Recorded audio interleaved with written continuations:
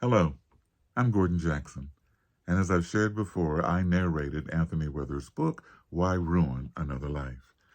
There's so much in this book about a family in the 1950s that's engaged in the high levels of deceit, abuse, and overall dysfunction that has a huge negative impact on a family for generations, and it does indeed for this family. I'll read an excerpt in just a moment that captures how a revelation or a shocking event can change lives in an instant. I reread Why Ruin Another Life often because many of the life lessons contained within are relevant today.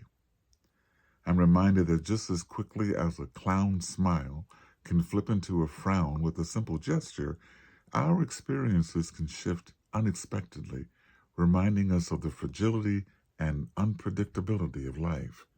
It underscores the importance of cherishing the good times while we have them and finding resilience in the face of adversity. I'm going to read that excerpt now. It's a conversation between Boyd and Marva. They're married, and a secret is revealed. Boyd speaks first. Raylene, she having a baby, Boyd says, picking up a wrench and walking toward the car. I have to go see her, Marva says, anxiously walking off. Let her be, Boyd commands. I want to hear it from her mouth, Marva says, turning back and pushing Boyd. You're just getting yourself all in a tizzy, Boyd says, taking a step toward Marva. Why don't you rest for a while? Your head be more clear in the morning. Ya go rest, Marva yells. Making a mountain out of a molehill, Boyd says, grabbing her shoulder. You hear it in the morning. Why are you trying to keep me from seeing my daughter? Marva asks, brushing his hand away. Boyd pulls her close to him. Just trying to protect you, that's all. Protect me from what? Marva asks, pushing him away. All these questions, Boyd says, stomping his feet and turning away. Why can't you leave well enough alone? What you getting uptight for? Marva asks, intrigued. Well, enough is not good enough for me. How Raylene gonna speak to you and say nothing to me? 'Cause she was scared what you might think of her, Boyd says, uneasy. Raylene knows, Marva says, shaking her head. Whatever it is she can talk to me about. What she tell you to get Doc Madison over here for? She said, she wasn't feeling too good, Boyd says nervously. She told me she missed her period. Why would she tell you that? Marva asks inquisitively. That don't sound like something Raylene would do, and you being a man, you're the last person she would say that to. She don't even talk to me about it.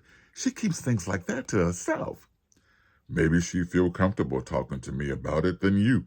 Besides, you at work all the time.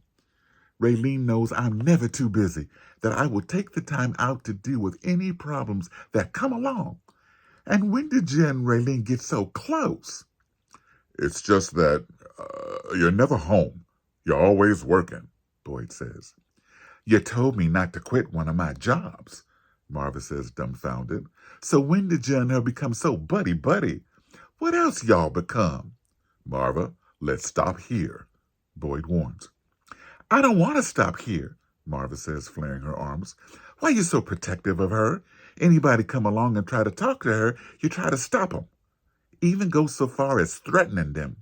Marva, I'm going. You're talking out of your head, Boyd says, walking out of the garage. Hold on. Stop right there, Marva says, trailing Boyd. I think I hit the nail right on the head. What do you have to hide? What you trying to run away from?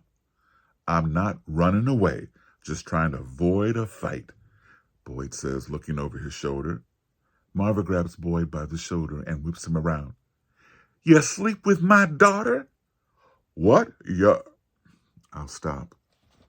The secret is revealed. I'm going to continue with one last comment, and that is that the horrific incident, the shooting at the Kansas City Chiefs Victory Parade to celebrate their 2024 Super Bowl win, so sadly reminds us all of how life's twists and turns can swiftly transform moments of joy into one of sorrow. We send our sincere condolences to the families impacted by this tragedy. When you have an opportunity, read Why Ruin Another Life? Goodbye.